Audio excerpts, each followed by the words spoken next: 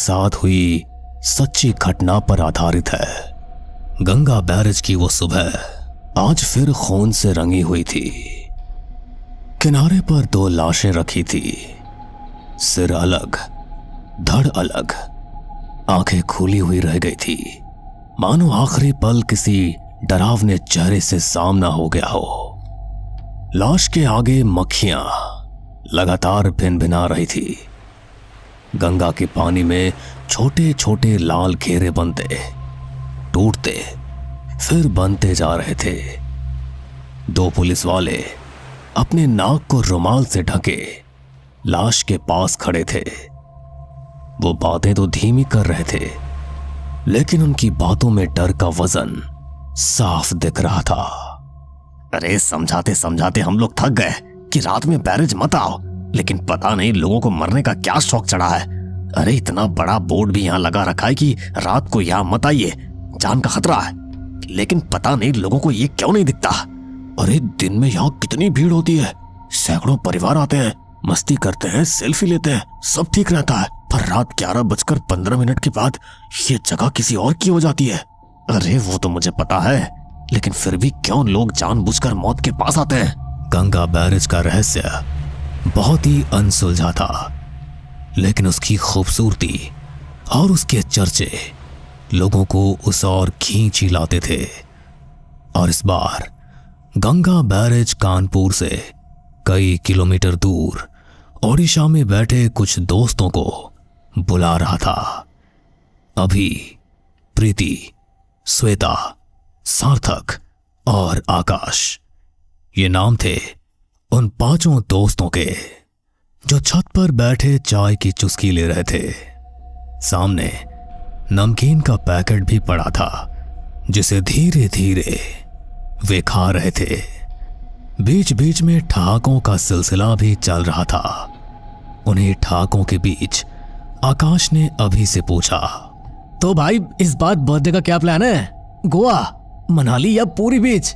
अरे इनमें से कहीं भी नहीं। अरे क्यों भाई, बर्थडे पार्टी नहीं देनी है क्या?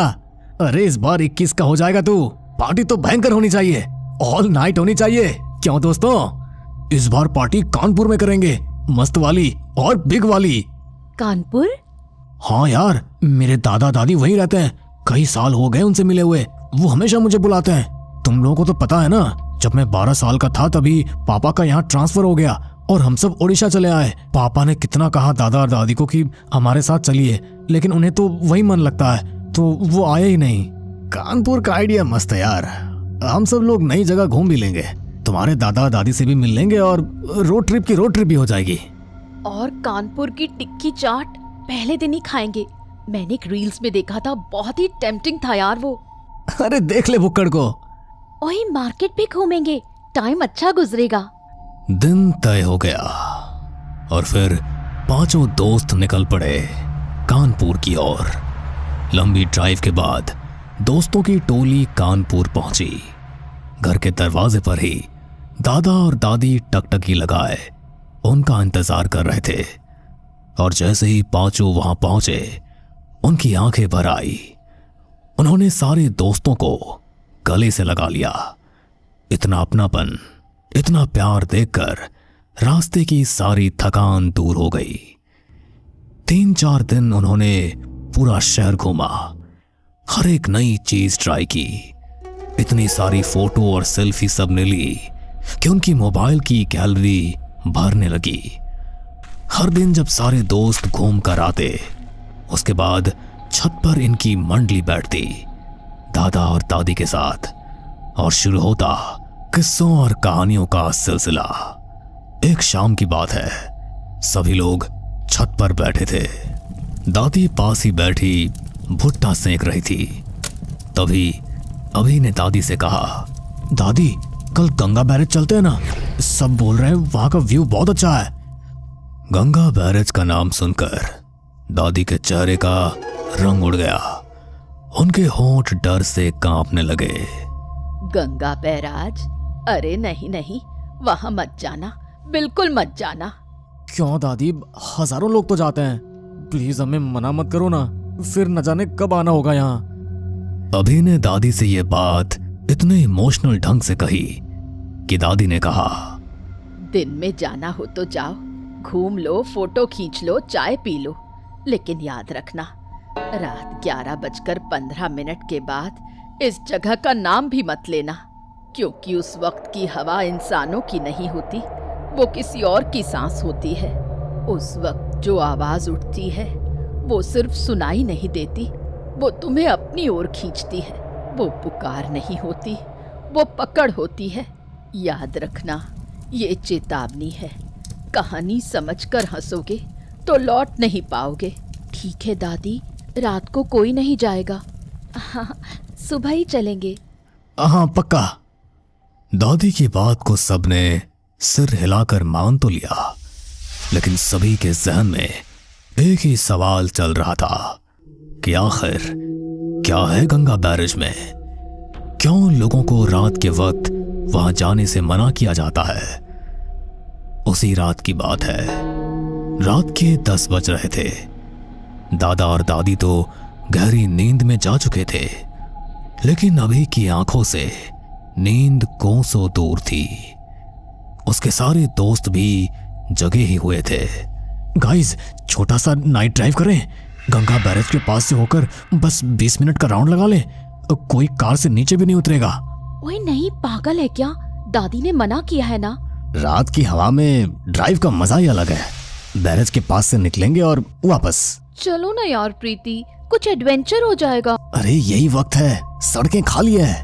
आखिरकार सभी लोग कार में सवार हुए। दरवाजा धीमे से बंद हुआ और कार गंगा बैरेज की ओर तेज गति से बढ़ चली। शहर की रफ्तार पीछे रह गई। आगे थी पेड़ों की लंबी परछाइयां और धुंध जो हेडलाइट से भी नहीं कट रही थी। घड़ी में 10:30 बज रहे थे।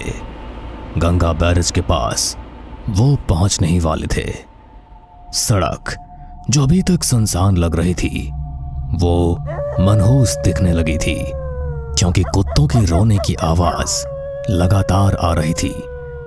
तभी एक पानीपुरी वाले के ठेले पर सभी दोस्तों की नजर गई। एकदम से उसे देखकर सभी लोग डर गए। वे सभी यही सोच रहे थे कि इतने रात को ये पानीपुरी वाला यहां क्या कर रहा है, क्योंकि रात को तो कोई इस तरफ आता ही नहीं है। लैंप की हल्की पीली रोशनी में उसका चेहरा साफ दिख रहा था। आंखें बिल्कुल सफेद जैसे बिना पुतलियों के, होंठ गहरे काले और वो हल्की लेकिन रहस्यमयी मुस्कान। स्ट्रीट लैंप की पीली रोशनी उस पानीपुरी वाले को इंसान कम और किसी अजीब परछाई जैसा बना रही थी। ए रुक, एक प्लेट हो जाए। इस टाइम यहाँ? डर तो सभी के सीने में धड़क रहा था, लेकिन फिर भी उन्होंने थोड़ी हिम्मत दिखाई और पानी पूरी खाने के लिए उतर गए। अंकल, इतनी रात में यहाँ इस जगह आपको डर नहीं लगता? डर तो तब लगता है जब बैरेज का पानी नाम लेकर बुलाता है। लौट जाओ, रात मेरी है। भैया, आप एक हॉरर पॉडकास्ट क्यों नहीं करते? मस्त व्यूज आएंगे आपके पॉडकास्ट पर। अभी ने ये बात हंसते हुए कही और फिर पानीपुरी वाले की ओर देखते हुए बोला, भैया एकदम तीखा बनाना पानीपुरी, ताकि आंखों में पानी आ जाए। और हाँ, थोड़े बड़े साइज के गोलगप्पे देना। और मेरे लिए गोलगप्पे छोटे कर देना। 2-3 दोस्तों ने जल्दी जल्दी पानीपुरी मुंह में डाल ली। बाकी 2 कदम भर पीछे हट गए। पहले कौर में ही अजीब सी कड़वाहट थी। पानी का स्वाद पुदीने का नहीं, धातु जैसा था, जैसे जंग लगे लोहे पर जीभ फेरती हो। गले से नीचे उतरते ही सबको झुरझुरी सी दौड़ गई। किसी ने कुछ बोला नहीं, बस आंखों में बेचैनी झलकने लगी। कार फिर धीरे धीरे आगे बढ़ी। पीछे रह गया वो ठेला। रियर व्यू मिरर में उसकी पीली बत्ती टिमटिमा रही थी। हर गुजरते सेकंड के साथ वो रोशनी और ठेला छोटा होता जा रहा था। पहले साफ, फिर धुंधला, फिर जैसे किसी धुंधली याद की तरह। अचानक जैसे किसी ने जोर से बुझा दिया हो, बत्ती एक झटके में गायब। सड़क पर चारों तरफ सिर्फ अंधेरा और जंगल की घनी परछाइयां। लेकिन गायब होने से ठीक पहले सबने देखा वो आदमी अब भी ठेले के पास खड़ा था। उसका चेहरा उसी बुझी हुई रोशनी में उभर रहा था। आंखें बिल्कुल सफेद, बिना पुतलियों के, होंठ गहरे काले जैसे जली हुई राख, और मुस्कान ऐसी टेढ़ी कि जैसे जबड़ा किसी और दिशा में खिंच गया हो। उसका शरीर हिल नहीं रहा था, बस धीरे धीरे, बहुत धीरे धीरे धुएं की तरह घुल रहा था। पहले उंगलियां गायब हुई, फिर हाथ, फिर चेहरा पिघलता सा मिट गया। आखिर में ठेला भी धुंध में समा गया। कुछ भी नहीं बचा, न रोशनी, न आदमी, न ही ठेला। कार के अंदर सन्नाटा पसर गया था, ऐसा जैसे कि किसी ने एक दूसरे की तरफ देखा तक नहीं। उसके बाद ना किसी ने मजाक किया, ना कोई हंसा। सब चुप थे, लेकिन सबने देखा था। हर किसी ने महसूस किया था कि अभी अभी उन्होंने इंसान की बनाई पानी पूरी नहीं खाई थी, वो किसी और चीज का न्योता था। अगले ही मोड़ के बाद सड़क किनारे एक लड़का और लड़की खड़े उन्हें मिले। कपड़े मिट्टी से सने, चेहरे पर कोई हाव भाव नहीं, जैसे पत्थर की मूर्तियां हो। सड़क की पीली रोशनी में उनकी आंखें शून्य में घूर रही थी, जैसे किसी का इंतजार कर रही हो। उन्होंने कार को रुकने का इशारा किया। भैया, हमारा घर आगे है, लिफ्ट मिल जाएगी। हाँ हाँ, बैठो ना। रुको मत। लेकिन दरवाजा अचानक खटाक से खुला।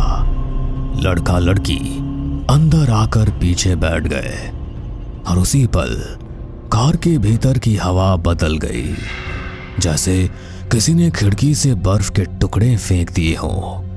हर सांस धुंध बनकर निकल रही थी। अचानक प्रीति का मोबाइल धीरे से उसकी हाथ से फिसला और कार की फर्श पर सरका। प्रीति अपने फोन को उठाने के लिए झुकी, लेकिन जैसे ही उसकी आंखें नीचे पड़ी, वो वहीं जम गई। उसका चेहरा सफेद पड़ गया, होंठ कांपने लगे। इनके पैर तो उल्टे।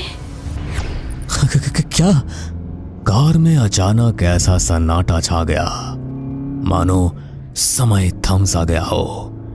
इंजन की घरघराहट भी जैसे दब सी गई। किसी ने कुछ पूछा नहीं, किसी ने कोई हिलडुल नहीं की, लेकिन सबके दिल की धड़कन बढ़ गई थी। अचानक उन दोनों ने कार रोकने को कहा, और वे दोनों बिना कुछ बोले गाड़ी से उतर गए। उतरते वक्त लड़की ने अपनी लंबी ठंडी उंगली कार की धुंधली खिड़की पर घुमाई। एक सीधी रेखा नहीं, बल्कि उल्टी दिशा में, जैसे किसी बंद रास्ते का इशारा हो। और फिर झुककर उसने बहुत धीरे से कहा, आज रात कोई घर नहीं पहुंचेगा। उसके होंठ हिले, लेकिन आवाज सभी के कानों में गूंजने लगी। कार का इंजन कांपते हुए फिर से चल पड़ा। सड़क अब सीधी बैरेज की ओर जाती थी। पहले पानी की आवाज सिर्फ साथ चल रही थी, अब सामने से आ रही थी। वो आवाज लहरों की नहीं थी, वो भारी, घुटी हुई, थकी सांसों जैसी थी। बीच बीच में जैसे कोई गला फाड़ कर करा रहा हो। भाई जरा सा गाड़ी रोको ना, मुझे हल्का होना है। मैं साथ चलूं? हाँ चल। दोनों झाड़ियों के बीच गायब हो गए। घड़ी की टिक टिक कान में तीर जैसी लगने लगी। 5 मिनट, 8 मिनट, 14 मिनट, हर सेकंड जैसे खून सोख रहा हो। तभी झाड़ियों से सरसराहट हुई। सार्थक वापस आया, लेकिन उसकी चाल अजीब थी। कदम भारी, जैसे घिसट रहे हों। चेहरे पर मुस्कान थी, लेकिन जबड़ा टेढ़ा सा लगा। होठों के किनारे काला धब्बा फैल गया था। अभी उधर है, अमरूद तोड़ रहा है, कह रहा है बहुत मीठा है। ये क्या कह रहा है तू? पागल हो गया है क्या? तुझे पता नहीं अभी को अमरूद से एलर्जी है, और मीठा तो उसे बिल्कुल पसंद नहीं है। अचानक सार्थक का चेहरा पिघलने लगा। उसकी स्किन जैसे भीतर से खिसक रही थी। आंखों में खून के धागे फैल रहे थे। होंठ फटकर काले हो रहे थे। और फिर सार्थक का चेहरा उसी लड़के में बदल गया जो कुछ देर पहले उनकी कार से उतरा था। आंखों में काली गहराई, होठों पर सूखा खून, और चेहरा मानो खोपड़ी पर सिर्फ पतली खाल चढ़ी हो। अब मीठा सबको लगेगा। बैरेज रात को सबको बराबर कर देता है। कार के भीतर की हवा अचानक भारी हो गई, जैसे किसी ने सबके गले पर गीली पट्टी बांध दी हो। इसी बीच अंजलि ने अपने गले में पहनी रुद्राक्ष की माला उतारी और उसे अपने हाथ में ले लिया। अभी कहाँ है? अंजलि के हाथों की रुद्राक्ष माला को देखकर पता नहीं उस लड़के को क्या हुआ। लड़के की मुस्कान कान तक खिंच गई। चेहरा फटता सा दिखा। दांत बाहर निकले, काले और टेढ़े। उसने झाड़ियों की ओर इशारा किया। झाड़ियों में अभी पड़ा था। चेहरा नीला, सांस धीमी, उंगलियां बर्फ जैसी ठंडी। दो लोगों ने बड़ी मुश्किल से उसे खींचकर कार में डाला, और तभी अचानक वो लड़की दिखी। वही लड़की जो इस लड़के के साथ थी। रेलिंग पर वो खड़ी थी। उसकी काली लटें हवा में बेतहाशा लहरा रही थी। आंखें लाल और गहरी, जैसे खून से भरी हों। चेहरा ऐसा जैसे पानी से निकला हो, लेकिन अब भी भीगा, टपकता। उसकी परछाई रेलिंग से नीचे नदी में भयानक दिख रही थी। तभी उसकी आवाज वहां गूंजी। दिन में ये जगह तुम्हारी है। रात 11:15 के बाद ये जगह मेरी है। लौट जाओ या चलो हमारे साथ। ये दृश्य देखकर किसी ने दरवाजा अंदर से लॉक कर दिया। किसी की सांसें उखड़ने लगी। मुझे किसी के रोने की आवाज बहुत पास से सुनाई दे रही है। जो भी सुनो, जवाब मत देना, पीछे मत देखना। अचानक कार की खिड़कियों पर गीली हथेलियों के निशान एक एक कर उभरे, जैसे पानी के भीतर से किसी ने कांच थामा हो। फिर नाखूनों की खुरचन, धीमी लेकिन साफ। कार के भीतर की घड़ी 11:15 पर ठहर सी गई। फिर उन दोनों की आवाज एक साथ आई। रुद्राक्ष उतार दो। रुद्राक्ष उतार दो, उतार दो। किसी का कुछ नहीं उतरेगा। बहुत देर के बाद इंजन ने जैसे दम भरा। चाबी घूमते ही कार दौड़ पड़ी फुल स्पीड में। रेलिंग के साथ साथ कार दौड़ी। आवाज कभी आगे, कभी ऊपर, कभी इतने पास कि कांच पर धुंध बनकर उल्टे अक्षर उभर जाते। रात मेरी है। सामने मोड़ था, मगर सड़क एकाएक जैसे 1 इंच बाएं खिसक गई। अचानक ब्रेक जोर से दबे, टायर सड़क पर रगड़े और चीखने जैसी आवाज निकली। कार बेकाबू होकर बाएं मुड़ी और सीधे एक पेड़ से भिड़ गई। टक्कर इतनी जोरदार थी कि पूरा बॉनेट चपटा हो गया और शीशे चटक कर 1000 टुकड़ों में बिखर गए। 2 सेकंड के लिए कान फटने जैसी आवाजें गूंजी। उसके बाद सब कुछ थम गया। न इंजन की गड़गड़ाहट, न लोगों की चीख, बस एकदम सन्नाटा और चारों तरफ घना काला अंधेरा। अगली तस्वीर अस्पताल की थी। सफेद छत, दवाई की गंध और मशीन की बीप। अभी और सार्थक बेहोश, श्वेता की आंखों पर पट्टियां। बाहर ड्यूटी पर खड़ा कंपाउंडर बोल रहा था कि रात में कोई भी हादसा आम नहीं होता, लेकिन इस समूह का हादसा बहुत अलग था। शरीर ठंडे पर दिल धड़क रहे थे। खिड़की पर नमी में उल्टे निशान बार बार बन रहे थे। पूरे 7 दिन वे लोग अस्पताल में रहे और जब वे घर पहुंचे तो दादी ने दहलीज पर गंगा जल छिड़का। अब सीधा ओडिशा। रास्ते में कोई आवाज बुलाए, कोई नाम पुकारे, जवाब मत देना, पीछे मत देखना, बैराज का नाम रात में मत लेना। जी ठीक है, चलो। सुबह की पहली रोशनी में कार धीरे धीरे शहर से बाहर निकल गई। सड़क पर चारों तरफ सन्नाटा था। तभी सामने फिर वही पानी पूरी वाला ठेला दिखाई दिया, लेकिन इस बार कुछ अलग था। हवा शांत थी, पत्ते भी नहीं हिले। पानी पूरी वाले के चेहरे पर कोई मुस्कान नहीं थी। उसने बस एक छोटा सा कागज हवा में उछाल दिया। कागज उड़ता हुआ आकर सीधा कार की विंडशील्ड पर चिपक गया। उस पर लाल रंग से उल्टे अक्षरों में लिखा था, रात मत लौटना। जब कागज हटाया गया, ठेला गायब था। सड़क पर कुछ भी नहीं था। किसी ने एक दूसरे की तरफ देखने की हिम्मत भी नहीं की। सबने बस अपनी सीट को कस के पकड़ लिया। दिन ढलते ढलते वे सब ओडिशा अपने घर पहुंचे। शरीर थका हुआ था, लेकिन माहौल में अजीब सी शांति थी। अंजलि ने अपने बिस्तर के पास रुद्राक्ष की माला रख दी। आंख लगने ही वाली थी कि अचानक मोबाइल स्क्रीन पर एक अननोन कॉल आई। कॉल पर कोई नंबर या जगह साफ नहीं दिख रही थी।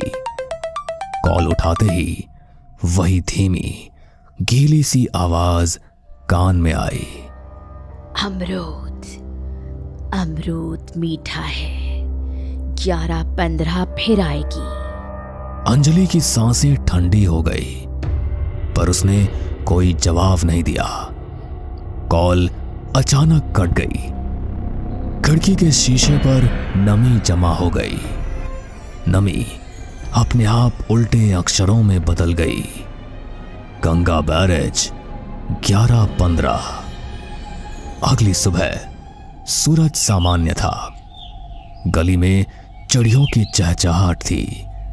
दूध वाला आया। सब कुछ रोज जैसा लग रहा था, लेकिन अंदर से सबको पता था कुछ बदल चुका है। मोबाइल की कॉल लॉग में रात 11:15 पर एक एंट्री दर्ज थी। लोकेशन कानपुर लिखा था, लेकिन नंबर नहीं दिखा। रुद्राक्ष की माला हथेली में गर्म जलते अंगारे जैसी महसूस हो रही थी। अभी की दादी ने सबको समझाया। उनकी आवाज धीमी थी, लेकिन साफ। कुछ जगह दिन में सबकी होती हैं, पर रात को किसी और की। दिन में जाओ, सम्मान से जाओ, रात में नाम भी मत लो, यही नियम है और यही बचाव है। दोस्तों, कहानी यहां खत्म नहीं होती। गंगा बैरेज दिन में बिल्कुल अलग दिखता है। धूप में चमकता हुआ, हवा चलती है, पुल की रेखाएं तस्वीर जैसी लगती है। लेकिन रात 11:15 के बाद वही पुल किसी और का नाम लिख देता है। अगर उस वक्त कोई आवाज पुकारे तो दरवाजा बंद रखना, खिड़की बंद रखना और सबसे जरूरी उसका जवाब मत देना, क्योंकि जो आवाज पानी बनकर पुकारती है वो आवाज अगर किसी को पहचान ले तो फिर छोड़ती नहीं। कई महीने बीत गए। दोस्त अब बैरेज का नाम रात में कभी नहीं लेते। कभी कभी अचानक हवा भारी हो जाती है, कभी खिड़की पर नमी की उल्टी लकीर अब भी बन जाती है, कभी दूर से पानी में किसी की कराह सुनाई देती है। ऐसे हर पल में सब एक दूसरे को देखे बिना एक ही वाक्य याद कर लेते हैं। रात में बैरेज का नाम नहीं लेना। और यही इस कहानी का आखिरी पड़ाव है, क्योंकि डर कभी खत्म नहीं होता। डर बस एक नियम सिखा देता है। दिन में शहर मुस्कुराता है, पर रात में नदी अपने नियम पर चलती है। और अगर कभी किसी ने ये नियम तोड़ दिया तो 11:15 पर एक कॉल आएगा। फोन पर वही आवाज पूछेगी, अमरूद कैसा लगा? और अगर उस वक्त किसी ने जवाब दे दिया तो अगली सुबह गंगा के किनारे 2 और नाम जुड़ चुके होंगे। दोस्तों, अगर ये कहानी आपको पसंद आई हो तो हमें सब्सक्राइब करें, और आपके पास भी है कोई ऐसी ही डरावनी कहानी तो हमें ईमेल करें। हम आपकी कहानी पर भी वीडियो बनाने की कोशिश जरूर करेंगे।